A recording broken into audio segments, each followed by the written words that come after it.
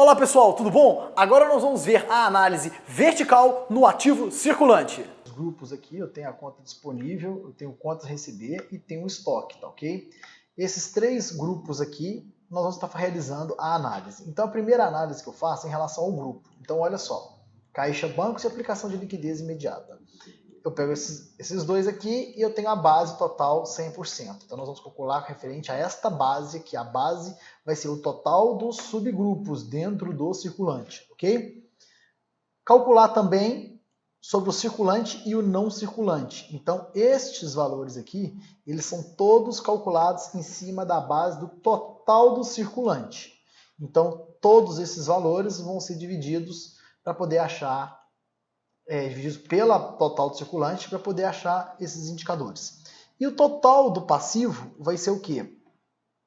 Vai ser todo o total em cima do ativo total.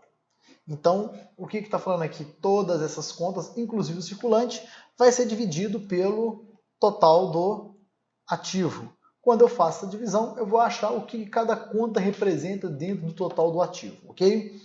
Então, primeiro, nós vamos trabalhar com o grupo. Os outros indicadores eu não vou trabalhar muito, porque por eles representarem um valor muito pequeno, às vezes não provocam uma mensuração mais fácil. Então, para fins didáticos, nós vamos estar utilizando a condição de grupo, tá ok? Vou analisar perante o grupo. Então, vamos lá. O que nós temos? Caixa, bancos. Como nós vimos na análise horizontal, nós não temos uma variação muito grande. Então, olha só. Se eu não tenho essa variação muito grande, aqui eu já passo a ter. Então, esses dois valores vão impactar muito nesse total. Como que eles impactam nesse total? Olha só. Os 44 mais os 15, eu tenho 59. Depois, mantive aproximadamente dos 44, né, que é 43, e tive um aumento muito grande aqui em aplicações de liquidez imediata. Quando eu tenho esse aumento aqui, o total do meu disponível, ele aumenta muito.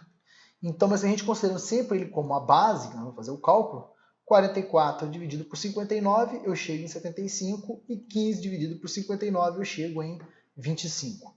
Olhando esse total aqui, eu tenho o quê? 75% e 25%. O que aconteceu nos anos seguintes? Como eu tive um aumento aqui de aplicação de liquidez imediata, eu também tive um aumento aqui. Então, quando eu fiz a divisão, eu achei 78%, 72%. Então, como eu vou interpretar isso aqui? 75% do meu disponível é devido ao caixa e bancos. E 25% aplicação de liquidez imediata. Nos anos seguintes, inverteu. Devido à aplicação de liquidez imediata, 78% do meu disponível é de aplicação de liquidez imediata. E no ano seguinte, 72%. Quando eu analiso aqui, eu falo que, olha só, de 78 para 72 dá uma diferença de 6. Diferença de 6. Que eu vou poder falar que do ano de X2 para o ano de X3 teve uma variação de 6 pontos percentuais da conta de aplicação de liquidez imediata em relação à sua base, total disponível de seus anos respectivamente.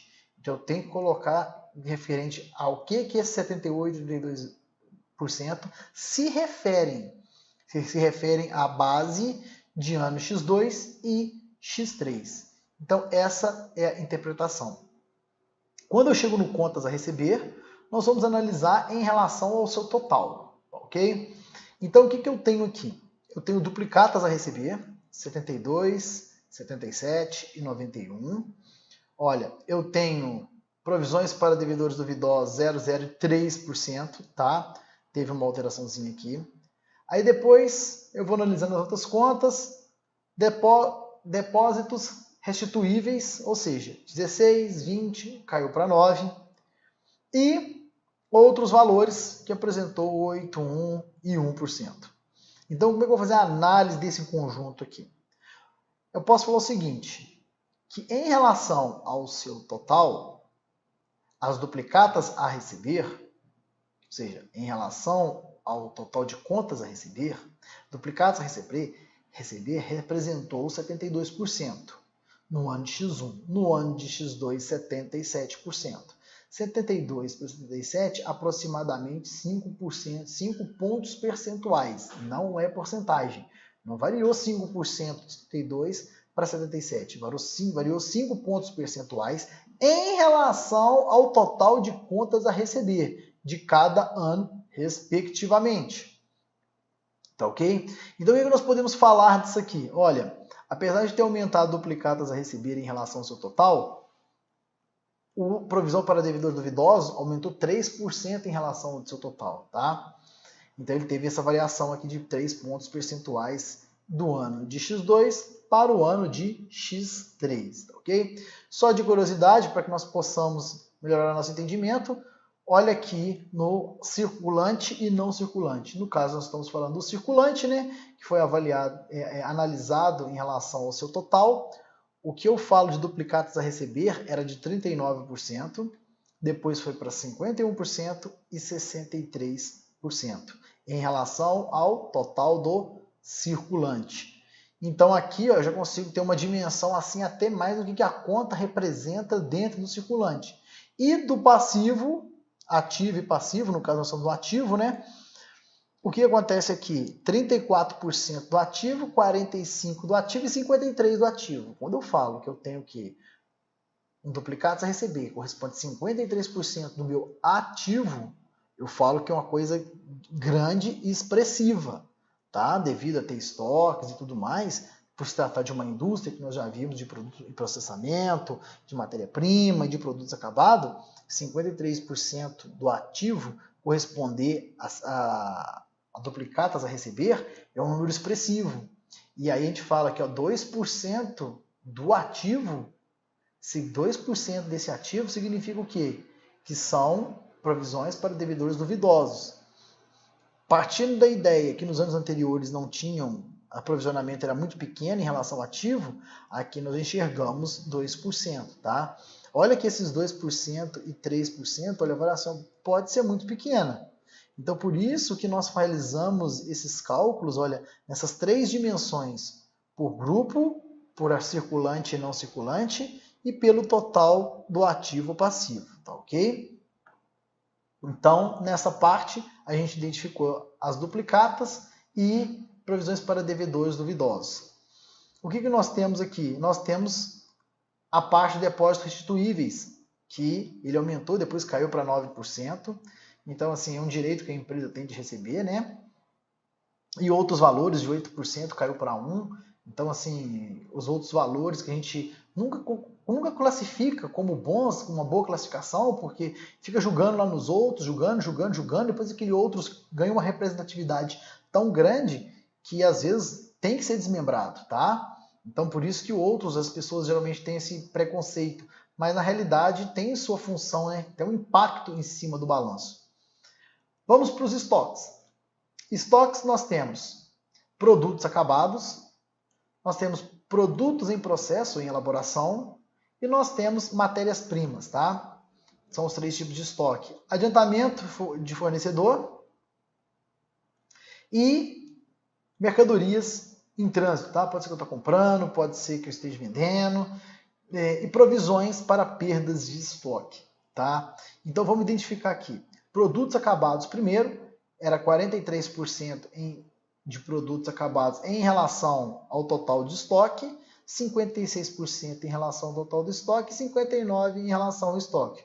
Ou seja, 56 para 59 aproximadamente, 3 pontos percentuais de variação em relação ao total dos estoques dos anos de X2 e X3, ok?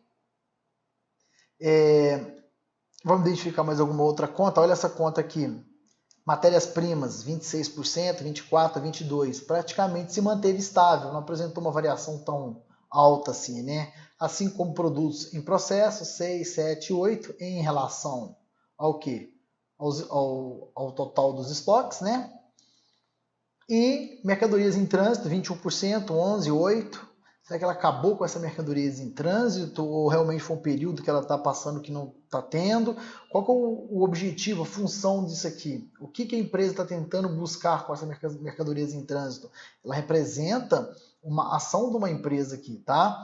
Ou seja, que tem mercadorias que estão em trânsito ainda. E aqui eu tenho o quê? Eu tenho provisões para perdas de estoque que de 1% passam a representar 4% em relação ao total do ativo, né? Ou desculpa, ao total dos estoques.